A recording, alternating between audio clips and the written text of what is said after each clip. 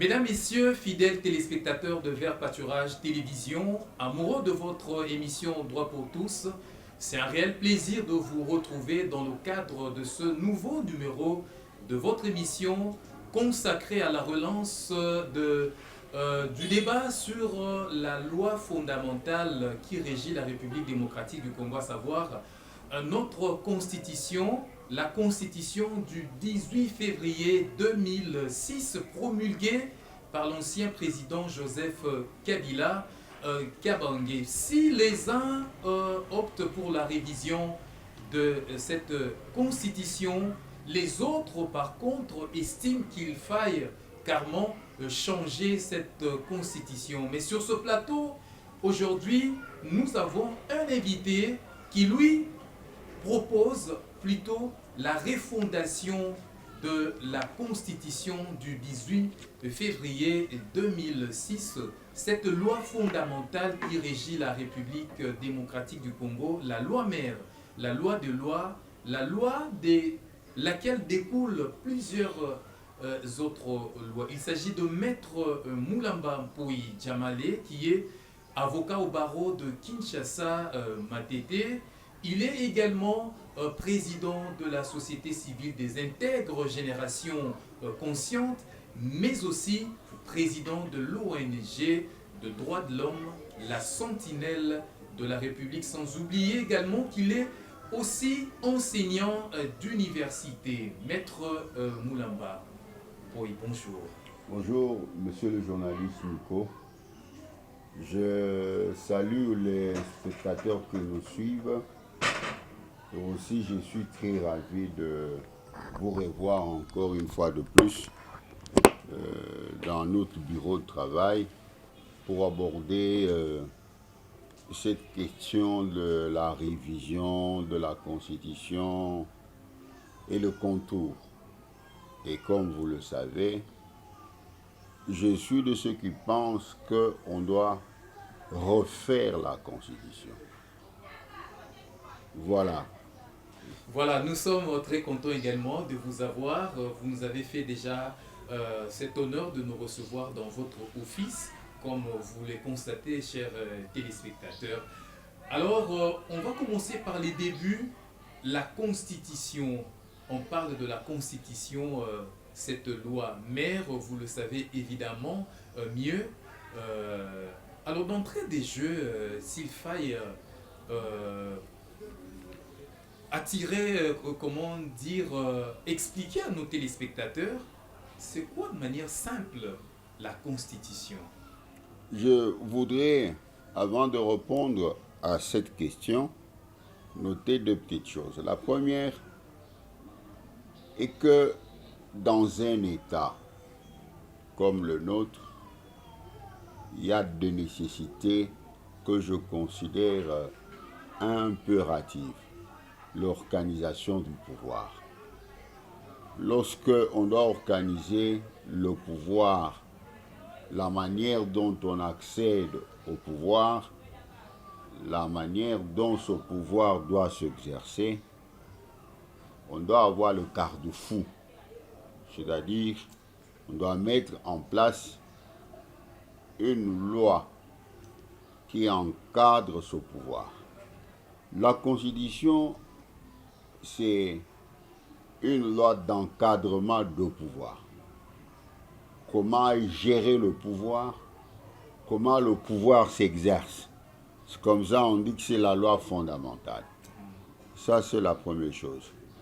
La deuxième chose, c'est que il faut retenir que tous les pays du monde n'ont pas de constitution. Il y en a qui n'en ont pas. Je vous donne l'exemple de la Grande-Bretagne, il n'a pas de constitution. La Nouvelle-Zélande n'a pas de constitution. La Grande-Bretagne également n'a pas de constitution. Il y a également de la Chine. Il semble, je n'ai pas fait de recherche là-dessus, mais les quelques trois pays que je vous cite n'ont pas de constitution. Alors dans ces pays-là qui fonctionnent sans la Constitution. C'est la pratique du pouvoir. la pratique du pouvoir. Ils Qui savent devient une habitude. pour eux, c'est une. Ils savent que quand elle quitte le pouvoir, c'est elle qui le remplace. Et lorsque vous regardez, il y a la stabilité dans ce pays-là, alors que dans beaucoup de pays où il y a de constitution, il y a trop de problèmes. Chaque jour, on revise, chaque année, on revise. Ce qui signifie que la constitution n'atteint toujours pas ses objectifs. Parce que quand on la revise, c'est-à-dire quelque part il y avait de failles, il faut qu'on revienne. Ça, c'est la deuxième chose que je voudrais bien noter. Mais qu'est-ce qu'on attend par la Constitution? La Constitution est une loi fondamentale. Dans deux mots très simples qui a pour objectif d'encadrer le pouvoir, d'organiser le pouvoir. La Constitution demande comment on accède au pouvoir, comment on peut aussi quitter le pouvoir. Donc c'est la loi de gestion de pouvoir, des institutions politiques, voudrais-je bien dire. Comment ces institutions collaborent, toujours dans le mécanisme de la gestion du pouvoir politique. C'est ça la Constitution. Lorsqu'on doit accéder au pouvoir, c'est bien déterminé qu'on accède au pouvoir de la manière suivante. Par élection, par désignation, ça dépend de la manière que cet État conçu la procédure d'accessibilité au pouvoir. Et cela est contenu dans ce que vous appelez la loi fondamentale, dont les autres appellent la Constitution. Très bien dit, Maître Moulamba. Alors, nous entrons dans le vif de notre échange d'aujourd'hui. Plusieurs voix se sont levées pour parler justement de la révision, pour proposer la révision de cette loi qui encadre le pouvoir, et d'autres parlent plutôt du changement de la Constitution. Alors, vous déjà, en vous entendre parler, nous vous avons entendu parler, vous avez proposé, vous avez plutôt amené l'idée de la refondation de la Constitution. Donc, pour vous, il faut carrément refaire cette Constitution. Quels sont les arguments qui vous poussent à penser autrement par rapport à certaines langues? Ok. Notre vision, notre manière de réfléchir sur cette question a ses motivations, ces arguments, que je considère des arguments très forts qu'on ne peut pas renverser. Je vous dis des arguments qu'on ne peut pas renverser pour les raisons suivantes. La première raison, je voudrais qu'on revienne à l'origine de la mise en place de cette Constitution. Qui ont participé à la rédaction de cette Constitution? Je me rappelle, en passant, j'ai tombé sur un ouvrage ou un article où un grand professeur de ce pays, professeur Essambo, qui utilise le mot dont j'utilise tout à l'heure, que la Constitution a pour objectif d'encadrer le pouvoir. Mais lorsqu'il pointe notre Constitution, peut-être il est parmi les rédacteurs, il en connaît quelque chose, que beaucoup de suggestions de la mise en place de cette Constitution proviennent des idées de la communauté internationale. C'est-à-dire la Constitution que nous avons, c'est une Constitution que nous a été imposée par la communauté internationale pour besoin de paix. Donc, nous avons une Constitution empruntée, imaginée par les acteurs de la vie internationale. Ça ne rencontre pas le sentiment du peuple congolais. Voulez-vous une constitution qu'on nous a imposée par la communauté internationale? Ça, c'est la première raison. Et il semble que, vous allez continuer, il semble que pour la rédaction de la Constitution, il y a eu plusieurs personnes qui étaient partants, qui ont participé à son élaboration. Certaines personnes parlent de 21 personnes qui ont participé, dont 18 étrangers et 3 Congolais seulement. Allez-vous imaginer une constitution rédigée dans ces conditions? 18 étrangers, 3 personnalités congolaises. Imaginez les étrangers. Qu'est-ce qui les lie aux valeurs congolaises, aux vertus congolaises, aux problèmes congolais? À l'heure actuelle, avec l'avancée du nombre des intellectuels dans le pays, il est inconcevable qu'on ait une constitution rédigée par les étrangers. La majorité, les étrangers, 3 personnalités congolaises. C'est inacceptable. Pas seulement inacceptable, mais inadmissible. Parce que la Constitution doit refléter le fondamentaux du pays sur la gestion du pouvoir. Les étrangers qui rédigent la Constitution qui nous gère aujourd'hui n'ont pas ce fondamental-là, n'ont pas la teneur du pouvoir au Congo. Parce que le pouvoir au Congo a une autre vision. Lorsque vous l'exercez, vous devez avoir des visions qui tirent leur source de ce que je vous ai dit ici, nos valeurs, nos vertus, notre manière de vivre, notre culture, le pratique de tout le jour. Ça fait l'ensemble d'un noyau dur qui constitue cette harmonie qui doit exister entre le gouverné et le gouvernant. Mais vous avez des étrangers qui nous rédigent une constitution, nous imposent cette constitution. C'est pourquoi elle pose des problèmes de son applicabilité, même le problème de son respect. Je vous dis, cette constitution a été rédigée dans des conditions d'immoralité. J'insiste sur ce mot-là. Oui, maître, excusez-moi de vous arrêter un tout petit peu. Vous allez continuer avec ces conditions dans lesquelles la Constitution a été rédigée. Mais pourquoi nous avons cédé à une telle proposition? Est-ce qu'on va appeler ça proposition? On va appeler ça imposition? Pourquoi nous avons cédé alors que la République démocratique du Congo est un pays souverain? Et donc, nous avons de quoi à pouvoir nous donner un certain pouvoir, une certaine valeur, et de ne pas être cédé quand même. Le pouvoir,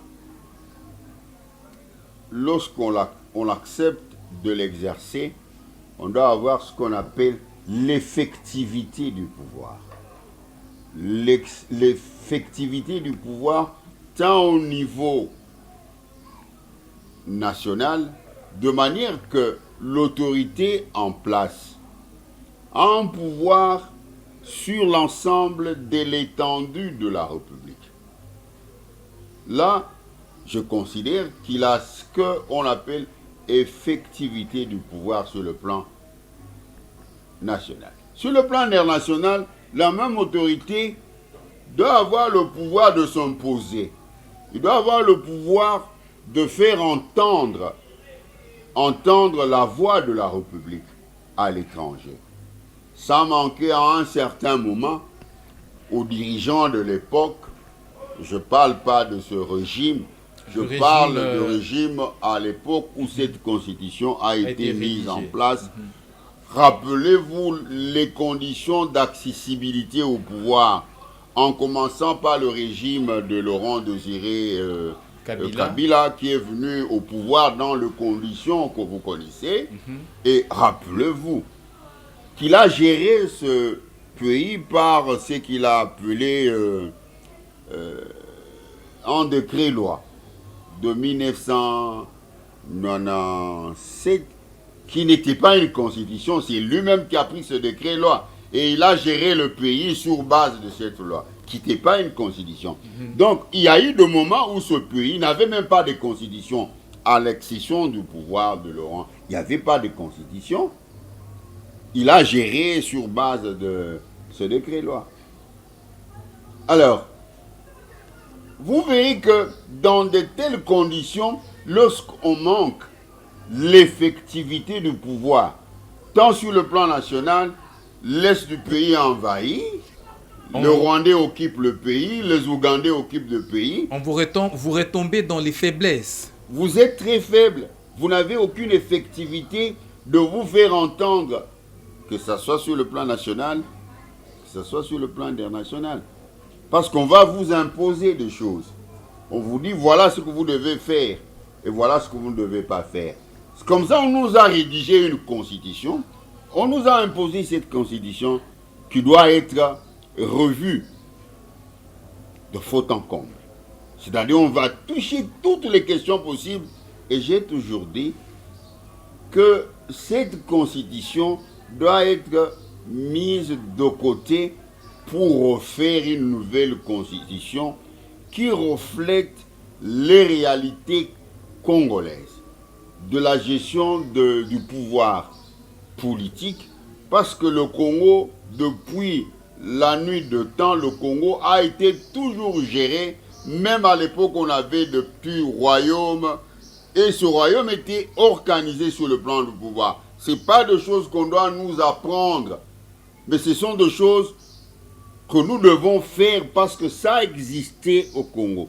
Le royaume était organisé politiquement et l'accession au pouvoir était connue, et c'est sur base d'une telle organisation connue depuis la nuit de temps dans notre pays qu'on doit refaire la constitution. Et elle sera une constitution adaptée aux réalités du pays. Non, une constitution fait de référence aux constitutions étrangères. Quand vous la lisez, vous allez trouver qu'il y a des aspects économiques, des aspects institutionnels. Ça ne relève pas de l'encadrement du pouvoir. Ça ne relève pas de la gestion du pouvoir. Voilà. Mais Maître Moulamba, mais moi, comme nos téléspectateurs qui sont en train de nous regarder en ce moment, peut-être ils constateraient que vous êtes allé très loin. Parce qu'on parle de la révision. Plusieurs langues se sont levées pour parler de la révision de certaines dispositions, tout simplement, qui puissent fâcher ou qui ne répondent pas aux aspirations du peuple congolais. Et d'autres proposent un changement, mais vous parlez plutôt de la refondation. Pour vous, il faut refaire. Vous n'êtes pas allé très loin, vous êtes trop prétentieux. Mais au fait, la constitution, c'est quoi? C'est une loi. C'est une loi. Elle peut être refaite à tout moment qu'il y a nécessité. Mais toutes les nécessités dont je vous parle convient le peuple à prendre de dispositions, les autorités en place, d'imaginer que cette constitution doit être pour le bien du pays, être refondue dans une autre moule constitutionnelle. Et cela pour le besoin d'une paix durable. Parce que celui-ci est conscient de beaucoup de problèmes. Il y a des dispositions dans cette constitution qu'on n'applique jamais. Mais quand vous verrez, les gens, ils s'accrochent à quelques dispositions. Ils disent même c'est verrouillé. Qui a verrouillé? On va revenir sur ces dispositions dites verrouillées. Alors, maître, puisque cette émission, nous rappelons que votre émission Droit pour tous, c'est une émission à caractère pédagogique. Ici, on vous apporte l'information et on vous apporte également la formation. Et raison pour laquelle sur ce plateau, nous avons l'habitude d'avoir pour vous des chevronnés, de personnes qui ont la maîtrise en la matière, des personnes qui savent décortiquer les lois. Et donc, Maître Moulamba, vous êtes juriste, vous êtes praticien du droit, vous êtes aussi enseignant d'université. Alors, je venais de le dire tantôt, cette émission a aussi un caractère pédagogique. Vous êtes également là pour apporter la formation. Il y a des ceux-là qui ne savent pas toujours faire cette la distinction entre la révision de la Constitution, le changement de la Constitution, et vous nous amenez aujourd'hui la refondation de la Constitution. Pouvez-vous expliciter ces nuances-là? Oui, la question de la révision, elle est même prévue par la Constitution, l'actuelle. Il y a des dispositions, notamment... C'est l'article 218. 218, bien sûr, qui parle de la révision constitutionnelle. Ça veut dire seulement que la révision ne va pas toucher le fond, l'ensemble de la Constitution. Il y a quelques dispositions tirées pour des raisons quelconques que ceux qui veulent la révision souhaitent. Ça peut être des raisons de la paix, d'accessibilité au pouvoir, pour certaines raisons. Ils auront à développer, à avancer. Ils veulent que telle disposition soit revue. C'est ça la révision. On n'embrase pas toute la Constitution. Juste quelques dispositions. Quelques dispositions. Et ils avanceront de raisons pour lesquelles ces dispositions doivent être révisées.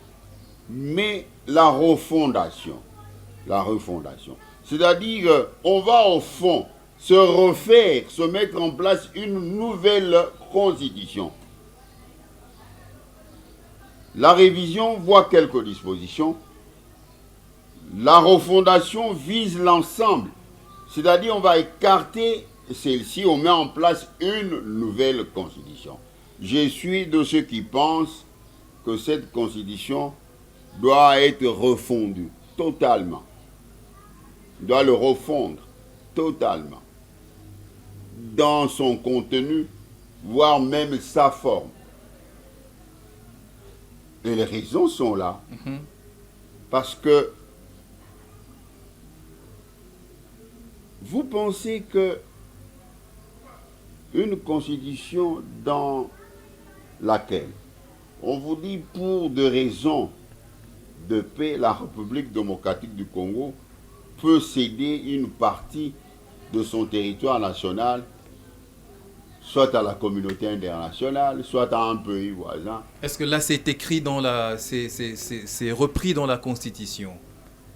Je vais y revenir pour vous trouver la disposition. La disposition. Qui va dans ce sens, même quand c'est habillé, mais ça va dans le sens de ce que je suis en train de vous dire. On peut conclure des accords. On peut conclure des accords. Tout ça, c'est une manière d'habiller. Mais le fond, c'est ça. C'est pourquoi la guerre à l'est du pays tend à l'applicabilité de... Finalement, on va signer des accords, on dit pour des raisons de paix. On sait d'abord soit Ituri, soit Béni, pour qu'on soit en paix. Non, ça, c'est la faiblesse. Est-ce que voulez-vous que de telles dispositions qui ne sont pas claires dans la conception, parce qu'on savait, dis non, si vous le dites clairement, le peuple pourra peut-être s'en percevoir et se révolter, il faut l'habiller, passer par des accords. Non. Vous savez, les questions liées à la terre, c'est attaché même à la souveraineté de tout un peuple. Le vouloir vivre ensemble, mais le vouloir vivre ensemble où? C'est sur un territoire national. Les terres de nos ancêtres ne peuvent en aucun moment être cédées pour telle ou telle raison. Parce que quand vous cédez une partie du territoire national pour telle ou telle raison, vous avez affecté totalement la souveraineté nationale, la souveraineté territoriale également. Nos terres ne sont pas à vendre. Alors, une constitution avec des dispositions pareilles. Quand vous avez cette constitution, vous avez tendance à voir certaines histoires conçues du genre qui vont aller dans le sens de l'homosexualité. Mais on essaye d'habiller. Mais maître, depuis tous ces temps-là, pourquoi est-ce que vous les évoluez, les élites de la République, les personnes sur qui repose l'espoir de la République? Qu'est-ce que vous avez fait lorsque vous avez constaté ces genres des situations? Qu'est-ce que vous avez fait? Vous savez, Il fallait attendre aujourd'hui que l'UDPS puisse se lever et pour certaines raisons propres à elle, pour pouvoir vous lever aussi. je suis un acteur de la vie sociale en République démocratique du Congo. Si vous vous rappelez vous-même, il y a eu des émissions il y a 2 ans passés où j'ai soulevé cette question de la révision, de la refondation de la Constitution. Je ne saute pas sur l'opportunité de l'UDPS dans sa manière de voir les choses. Mais comme c'est une question qui a pris de l'ampleur, mais on en avait déjà parlé Et qui plusieurs touche à la fois. vie de la population. De la population, on en a parlé avec vous. Mhm. J'ai toujours vu cette constitution de belligérants. Vous savez ce qu'on attend par les belligérants. La constitution de rebelles Mhm. qui s'entendent. Rappelez-vous que c'est à l'accord de Sun City, Sun City. où quand vous lisez l'article 17, si je ne me trompe pas, 7, voudrais-je bien, de cet accord, où on prévoit qu'on mettra en place un groupe d'études pour la mise en place de l'actuelle constitution. Mais qui était ce gens-là qui était à Sun City? Vous le connaissez. Vous connaissez ce qu'ils ont fait de ce pays. Et c'est cette constitution-là. Mais, quelle est l'élite que nous avons au pays? Dans tout État, les élites sont partout, dans tout le domaine de la vie nationale. Et lorsqu'on gère un pays, on ne le gère pas seulement avec les amis, on le gère avec des citoyens qui ont une vision, qui sont généralement étouffés, même dans leur parti politique. Vous me connaissez, ce n'est pas le lieu où je dois m'étaler.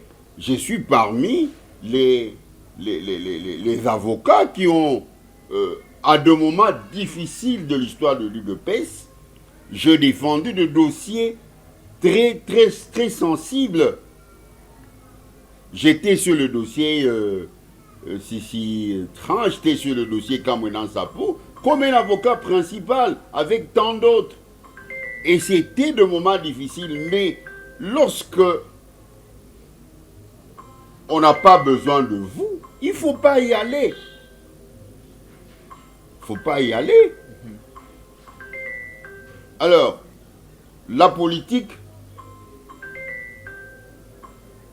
en Afrique fonctionne d'une manière très ambivalente, avec beaucoup de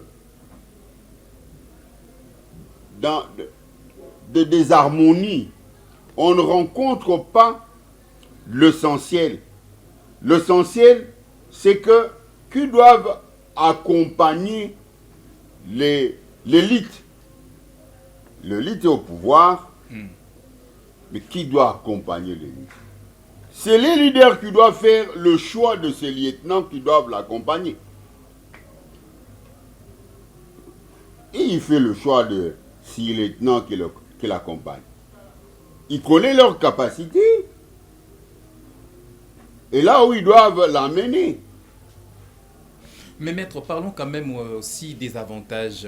Mais il n'y a pas que des faiblesses dans le chef de cette constitution. Est-ce que vous ne reconnaissez pas qu'il y a aussi des avantages ou encore des éléments pour lesquels les pays, aujourd'hui, c'est le pays est quand même des éléments qui ont quand même à apporter de la stabilité dans le pays, notamment au niveau des institutions. Quelques institutions aujourd'hui sont stables. C'est par rapport justement à l'apport de cette constitution. Cette constitution n'a aucun avantage. Aucun. Aucun avantage. J'en trouve pas. Par preuve, je vous amène à comprendre qu'elle a encore beaucoup plus créé de problèmes. Voilà quand on désigne un premier ministre, on les nomme pour former le gouvernement. Ça vous prend 6 mois, 4 mois. Si cette constitution ici, un formateur. C'est quoi? Parce que le président de la République, tout court, nomme le Premier ministre et entre en fonction le jour de sa nomination. Que cela, ça nous coûte. Un formateur. C'est comme ce qui s'est passé au Sénégal où le nouveau président sénégalais élu, n'avait pas besoin de prendre des temps pour nommer son premier ministre et mettre en place son gouvernement. C'est une procédure inutile dans cette constitution. Et 4 mois, 6 mois comme ça passent. Vous pensez qu'on doit garder une telle constitution qui crée déjà des problèmes? Quel est l'avantage que vous avez trouvé de cette constitution? Qu'on a stabilisé les institutions? Mais il faut le dire quand même, il y a quand même une certaine stabilité. C'est la volonté de ceux qui sont là. Et vous savez, quelque chose qui me passe à l'esprit dans cette émission. Cette constitution n'a aucun avantage. C'est une constitution conçue, taillée à la mesure de personnes. Où il y a des gens qui sont... Où l'on constate que les pauvres deviennent beaucoup plus pauvres et les riches continuent à être riches. Si à cause de dans les mêmes personnes reviennent. La constitution taillée sur mesure. Sur mesure de partis politiques, regroupements politiques. Si vous n'êtes pas dedans, vous ne pouvez jamais accéder au pouvoir. Vous ne pouvez pas gérer. Même si vous êtes compétent, intelligent. Même si vous êtes compétent. Il faut aller puiser dans les partis politiques. Il faut aller obligatoirement puiser dans le parti politique. Où on doit vous faire de tels partis alors que vous n'avez jamais été dans ce parti-là.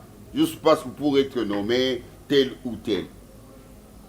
Quels sont les avantages que vous avez vus dans cette constitution? Elle doit être mise de côté. On doit refaire une nouvelle constitution adaptée à nos valeurs, nos vertus, nos pratiques de tous les jours, nos sensibilités, ce que nous-mêmes nous voyons. Parce que quand vous posez la question au peuple congolais, la manière dont on a conçu ces histoires, moi je vous demande, l'intérêt que nous avons à avoir un Sénat par exemple, c'est budgétivore. On parle d'une institution de trop. De trop. Est-ce qu'on a intérêt à avoir 500 députés? C'est ça ce que je vous dis, c'est une constitution taillée pour certains besoins inavoués. On l'a dit qu'on va s'attacher lorsqu'il s'agit de pouvoir. On doit aller dans un regroupement pour avoir ce pouvoir-là. Mais la constitution a pour vocation d'encadrer le pouvoir. On n'a pas dit le pouvoir de tel ou de tel, tout court le pouvoir. Alors, maître, avant la promulgation de cette constitution du 18 février 2006 par l'ancien président Joseph Kabila, le pays était quand même régi par la constitution de transition de 2003. Alors, quelle différence faites-vous entre cette constitution de 2003 et celle de 2006 dont vous êtes aujourd'hui en train de relever les faiblesses? Quand vous lisez les deux constitutions, l'autre a intégré. C'est une continuité. C'est une continuité.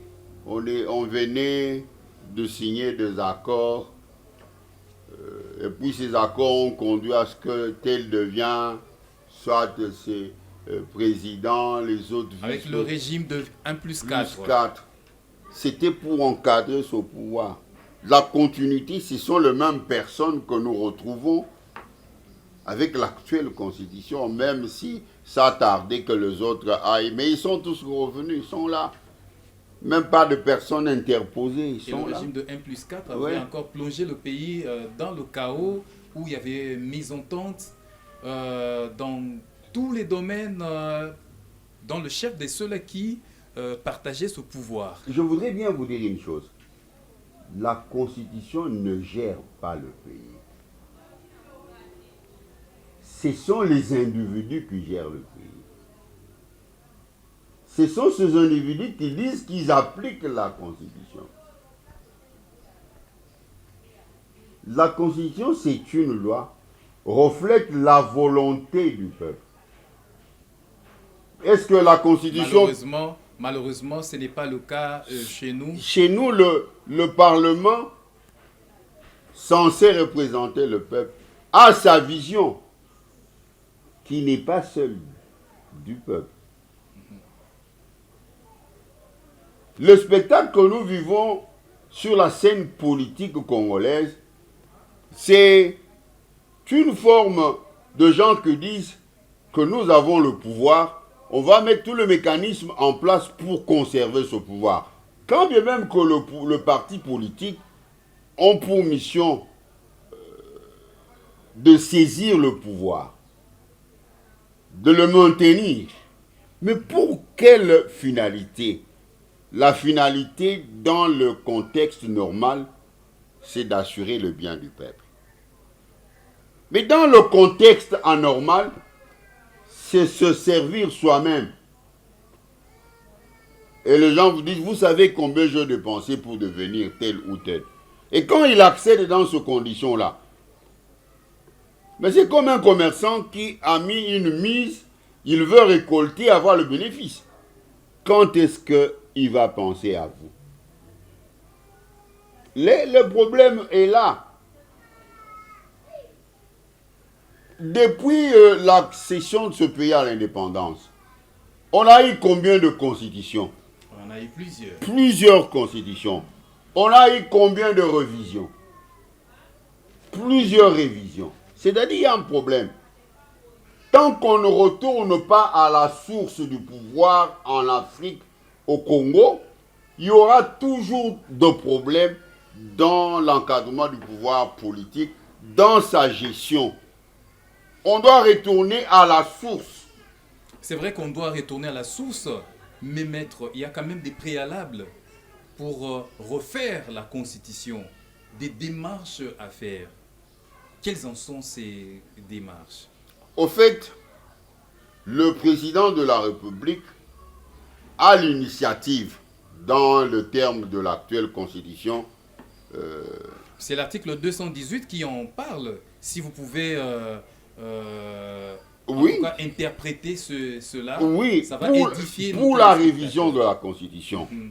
Il est prévu à cet article 218, l'initiative de la révision constitutionnelle appartient concurremment au président de la République.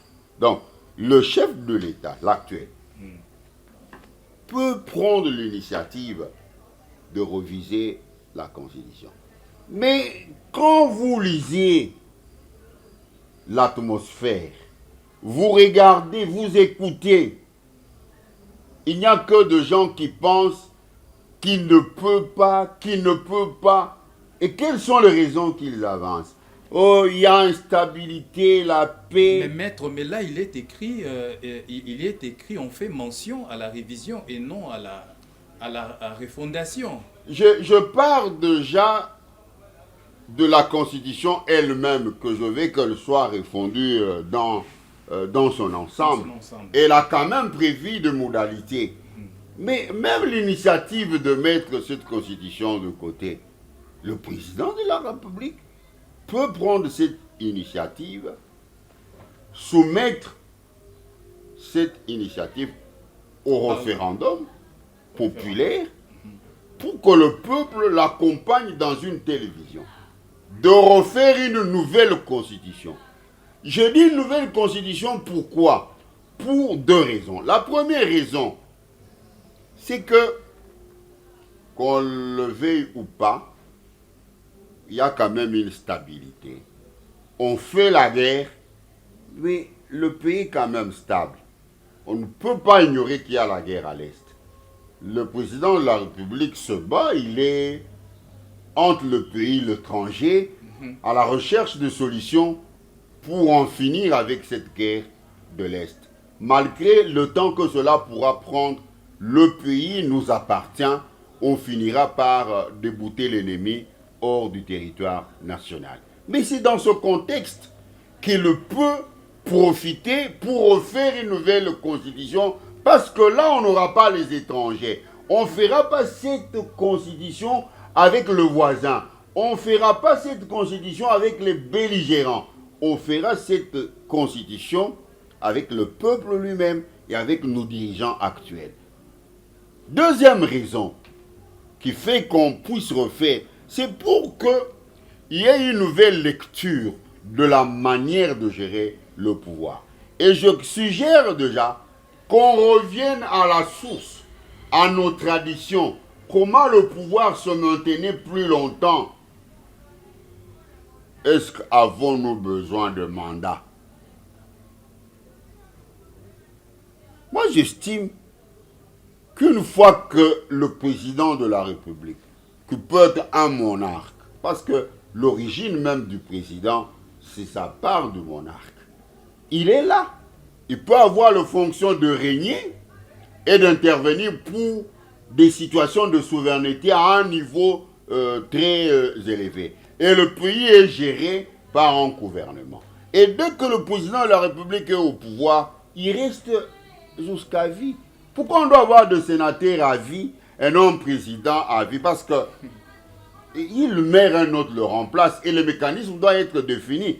Quand le président là à vie maire, comment il doit être remplacé? Dans un pays où on a autant de provinces, de langues différentes, comment? C'est ça des questions qui doivent pousser le peuple congolais à réfléchir. À quoi nous profitent les mandats?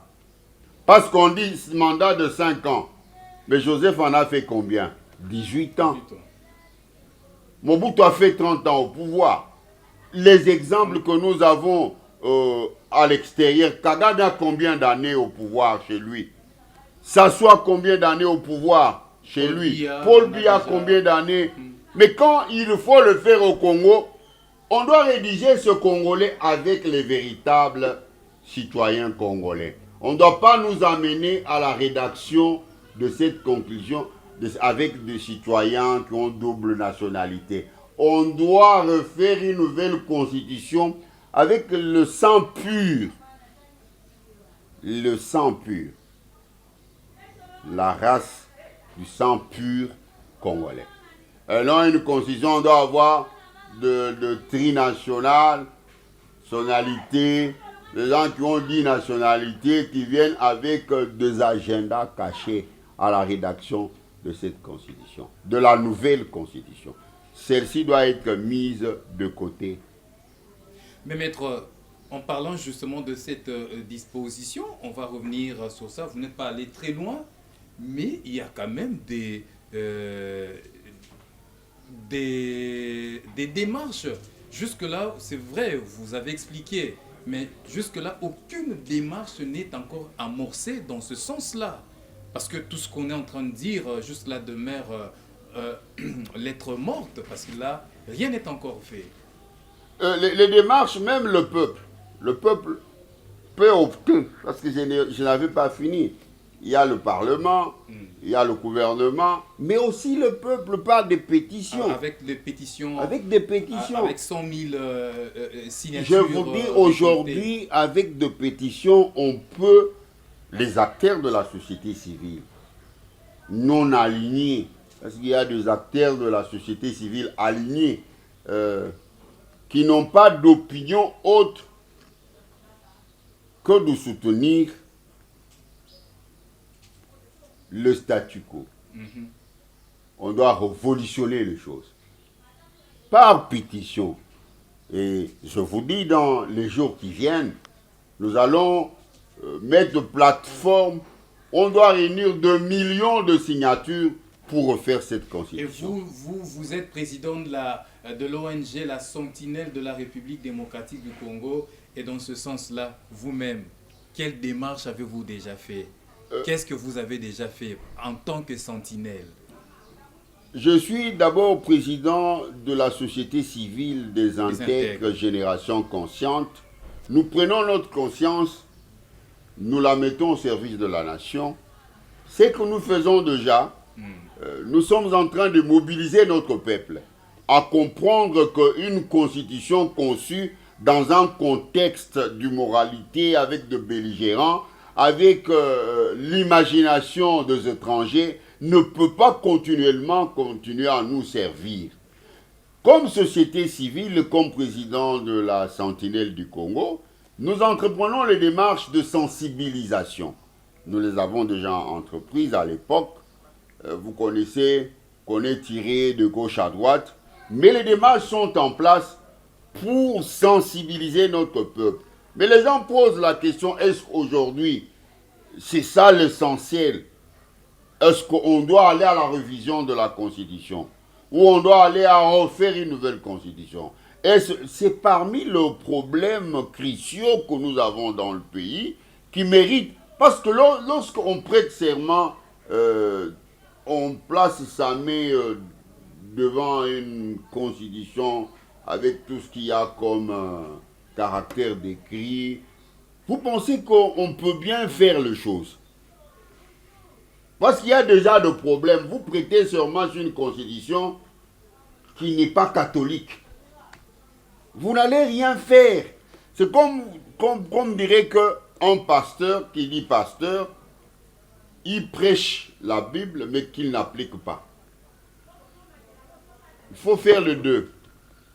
La constitution sur laquelle vous prêtez serment doit être sincère avec le serment. Entre le serment et la constitution, il doit y avoir une symbiose, une sorte d'harmonie. Parce que ce public, c'est solennel. C'est ça le premier échec de la gestion du pouvoir. Parce que le rite a un caractère sacré dans tout ce que nous faisons. Je suis enseigiste, je sais ce que je dis. Quand le rite ne sont pas respectés, rien ne peut marcher. C'est comme ça dans la société, le chef, le jour où on doit récolter, il fait des cérémonies. On dit que ce jour-là, il ne doit pas passer nuit avec une femme. Mais quand il passe nuit avec une femme, il va à cette cérémonie, les gens ne vont pas beaucoup récolter. C'est ça le premier problème que nous avons chez nous. On ne respecte pas le rite. Le rite a un caractère sacré. On doit le respecter. Si on ne respecte pas le rite du début du pouvoir, c'est tout le problème que nous avons. Et la sincérité des actes que nous prenons. On doit avoir la sincérité et dans le texte de la Constitution et dans ce que nous appliquons pour gérer le pouvoir. Mais lorsqu'il n'y a pas la symbiose spiritueux, magico d'un peuple, la Constitution ne va pas nous servir. La Constitution nous pose beaucoup de problèmes aujourd'hui. Alors, maître, nous allons terminer. Il nous reste que moins de 5 minutes pour clore cette émission.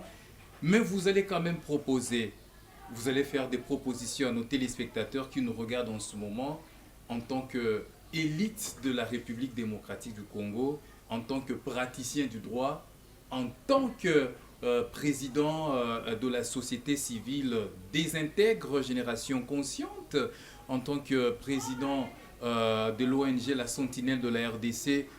Quelle constitution pour une République démocratique du Congo épanouie? Une constitution écrite traditionnelle. qui va à la source de nos traditions. Comment nos ancêtres ont géré nos royaumes, nos tribus, nos ethnies. On prend l'essentiel avec tout ce que nous avons comme nombre de tribus, ethnies en République démocratique du Congo. On fait une symbiose, on a une constitution traditionnelle à la source. Et cela existe, même aujourd'hui. Avec quel rédacteur? Avec le rédacteur congolais. Congolais bien de choisi, sans participation d'un étranger. Ils viendront d'où? Sans le biais qui viennent de l'étranger. Ils viendront de nos souches. Ils sont là.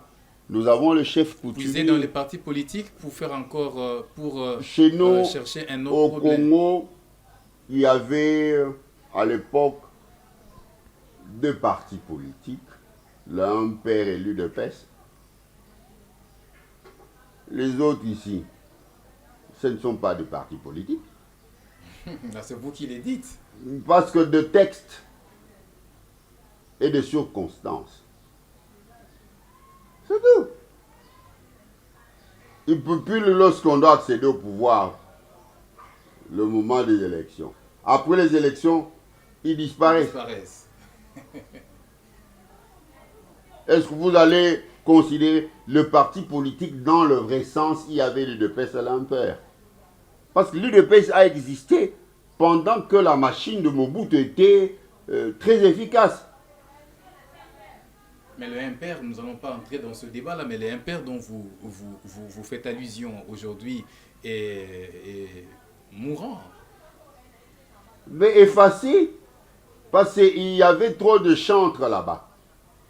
Trop de chantres. Trop de chantres.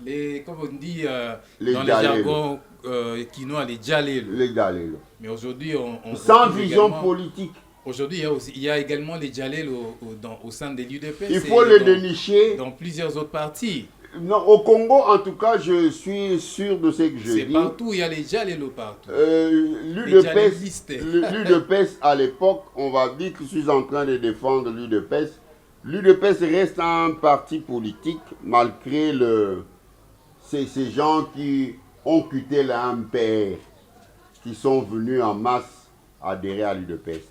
L'UDPS était un parti avec une vision.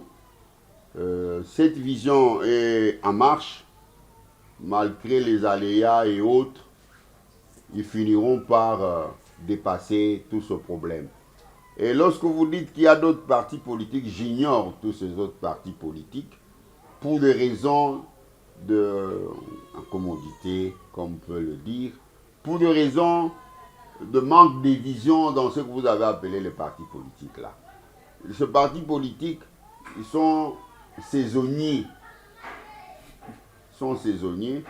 Mais l'UDPS a mené une lutte et ceux qui ont quitté l'UDPS, peut-être parce que tout le monde ne peut pas en même moment accéder au pouvoir.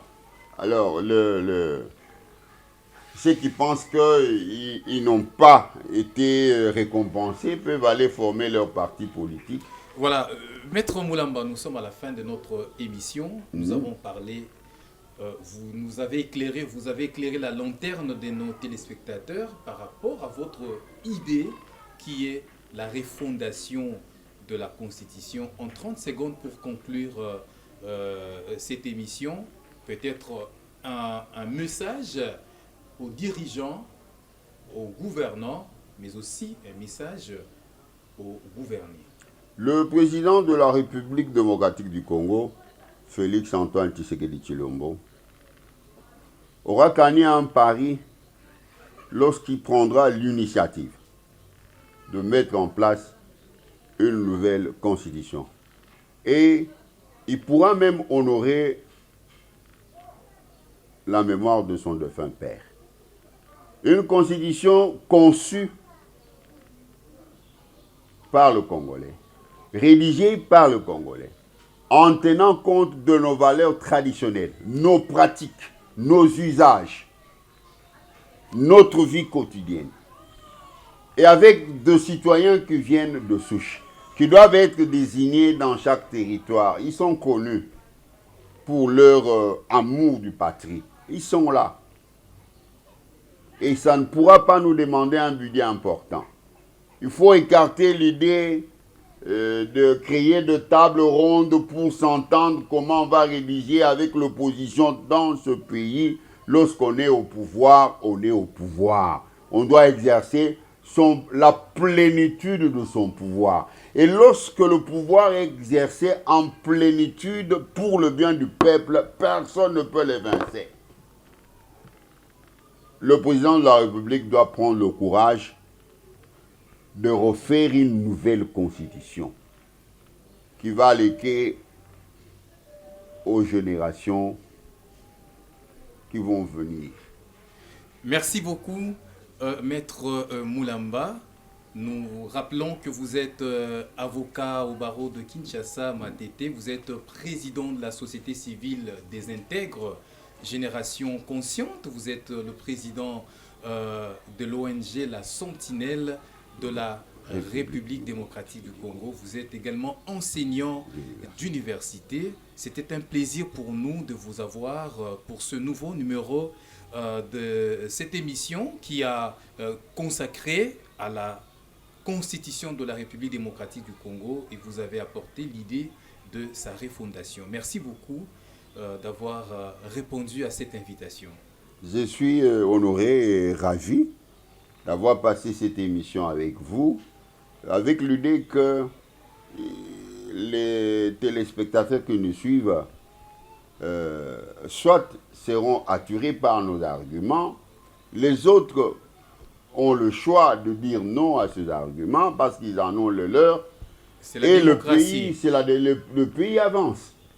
Alors, très chers téléspectateurs de Droit pour tous, nous arrivons à la fin de notre émission aujourd'hui qui a été consacrée à la Constitution de la République démocratique du Congo, cette Constitution de 2006, du 18 février 2006, promulguée par l'ancien président Joseph Kabila, une Constitution qui a été critiquée, et aujourd'hui, avec notre invité, il propose sa refondation, une Constitution qui soit rédigée uniquement par des Congolais et selon des pratiques traditionnelles.